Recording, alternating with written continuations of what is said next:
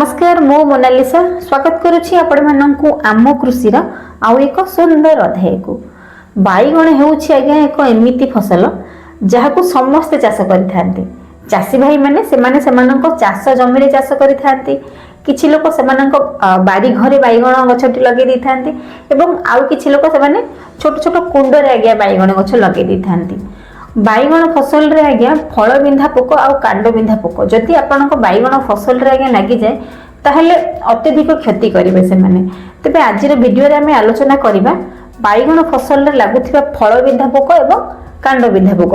एही दुई पोक को हमें किभଳି भाबरे नियंत्रण करि परिबा, किभଳି भाबरे एहाकु निराकरण करि परिबा, सठिक समय रे हमकु सठिक पदक्षेप नेबा करि पड़िबो। तबे चलंतु देर न करि हमें आलोचना करिबा बाईगण फसल रे लागुथिबा कांड बिंधा पोक एवं फल बिंधा पोक विषय रे। जदि आपण मानक पाखरे आम कृषि रो एही वीडियोटी प्रथम थर पहुंची सब चाषी भाई मानक मोर अनुरोध आम कृषि रो यूट्यूब चैनल को सब्सक्राइब करिवे एवं बेल आइकन प्रेस करिवे जहा द्वारा आम कृषि रो प्रथम वीडियो रो नोटिफिकेशन आगे आपण पाई परिवे। तबे चलंतु आगे देर न करी हमें बाईगण फसल रे फल बिंधा पोक ओ कांड बिंधा पोक कौन पई हो से विषय रे आलोचना करिबा। बाईगण तळी आगे रोइबा पूर्वरु हमकु विशोधन करिया पई पड़िबो।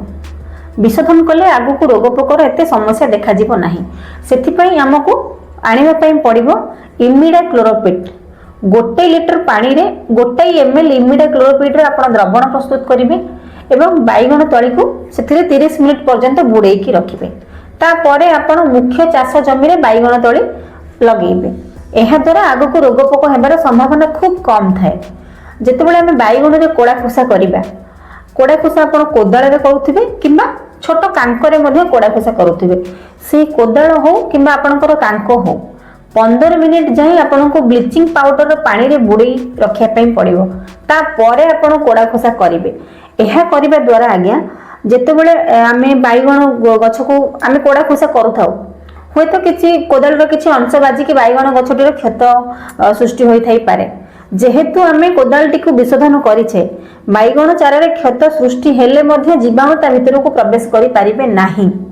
यह एक अति सुंदर उपाय आपण ब्लीचिंग पाउडर घरे पाई जिवे एवं एहा को व्यवहार करिवे। आपण चाष कार्य रे व्यवहार करिवे निश्चित भाव रे आपण सुफल पाइबे। बाईगण फसल रे कांड बिंधा और फल बिंधा पोकर प्रजापति गछर अग्रभागरे एवं मूल भागरे राति समय रे प्राय 200 रु 300 पर्यंत अंडा देई थांती एवं जेतेबेले अंडा फुटी थाए एवं लार्भा अवस्था जेतेबेले आसे से लार्भा अवस्था रे ही से कळिया कांड रे प्रवेश करथाय एवं कळिया फल मध्ये रे प्रवेश करथाय जहा द्वारा कि गछटी जाहुली पड़े एवं फलर मान मध्ये कमी जाए। पुणी बाईगण तळी आज्ञा मुख्य जमी रे रोपण करूछे बा तळी रोउछे प्रति 10 दिन अंतर रे थरे लेखे हमको नीम ऑयल स्प्रे करिया पई पड़िबो। 1 लिटर पानी रे आपण 2 रु 3 ml नीम ऑयल स्प्रे करिवे प्रति 10 दिन अंतर रे थरे लेखा।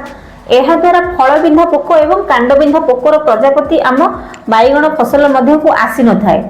जदि आम बाईगण फसल भितर को एही फल बिंधा पोकर प्रजापति आसीबनी अंडा देई परिबनी एवं एहा द्वारा आम बाईगण फसल सुरक्षित रहिबो। आउ आम बाईगण फसल रे कांड बिंधा पोक एवं फल बिंधा पोक लागिबो नाही। वीडियोटी किपर लागिला कमेंट माध्यम रे जणाइबे। जदि आपण बाईगण चाष करूछन्ती एवं ऑर्गेनिक उपाय रे बाईगण चाष करे पई चाहुछन्ती ताहले नीम ऑयल निश्चित भाव रे व्यवहार करंतु। निश्चित भाव रे आपण सुफल पाइबे। छोट वीडियोटी निश्चित भाव रे भल लागिथिबो। जदि भल लागि थाए आम कृषि यूट्यूब चैनल को सब्सक्राइब करिवे। रहिली नमस्कार मो मोनालिसा। देखा हबो आपण मानक सहित आम कृषि रो आ एक सुंदर वीडियो रे।